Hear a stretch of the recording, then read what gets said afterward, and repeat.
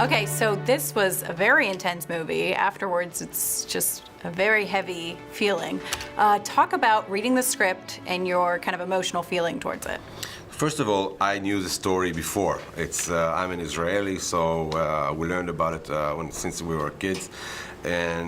But when I got the script, first of all, I was in shock because I didn't know so many details of the story about what happened there, and I was really into it. I wanted to read it more and more and more and to understand. And then just after I read the script, I went back to the history and read about what was real and what was just for the movie, the little details that we had to do in order to make a good story in like hour and a half or 2 hours. So it was an amazing job and work, and to work with those amazing people, it was great. Yeah, I think it was a story I was also familiar with, but seeing how this particular version of the story was told, I was so engaged by, I think, what Matt in writing it and Chris in directing it did, which was to bring and show a side of humanity to Eichmann and how Sir Ben Kingsley portrays him. It added an element that I don't think is often told in these stories, which is showing the humanity behind the monster, that you can be a truly terrible man who does wretched things to the world, who also loves his family and loves his kids, and it makes it all that much more complicated, and also speaks to how these things happen, that regular people can do terrible things. Mm-hmm. Yeah, I feel like that was a huge theme about like anybody can do evil, but like we must choose to do good. How are your characters choosing to do good and do the right thing? Mm-hmm. Talk about that. And I think also, the good thing, they could revenge, Yeah. It's like the Mossad come to Argentina, catching this guy.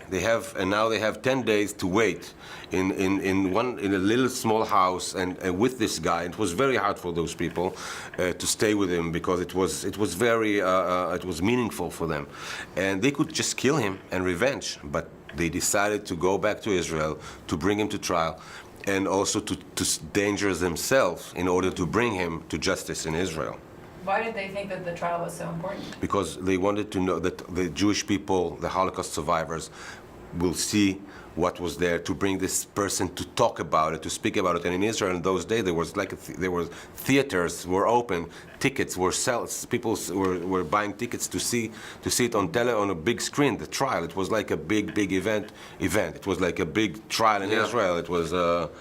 And I think for Ben-Gurion, the prime minister at the time, he wanted some closure, some ability to try one person, in this case Adolf Eichmann, who was such a central figure to the architect of the Holocaust, to say, this man is going to represent himself, but also a lot of the Nazis and the war criminals, and we're going to try him, and after that we're going to try to move forward.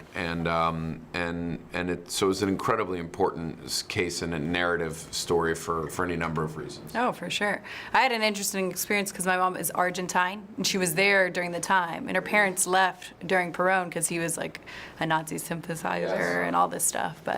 So that was really interesting. I was talking to her about it today. Wow, no, shooting it in Argentina, and it's an interesting thing because I think the Argentines there were happy to tell the story, and they have a complicated, obviously Argentina has an incredibly complicated history of its own with fascism and, the disappeared and everything. And so I think every country and every group has some version of the story that they, that is a part of their history, and I think that's what makes the story more universal than just a story about the Holocaust or about Israel. It's a story that has really universal themes to it.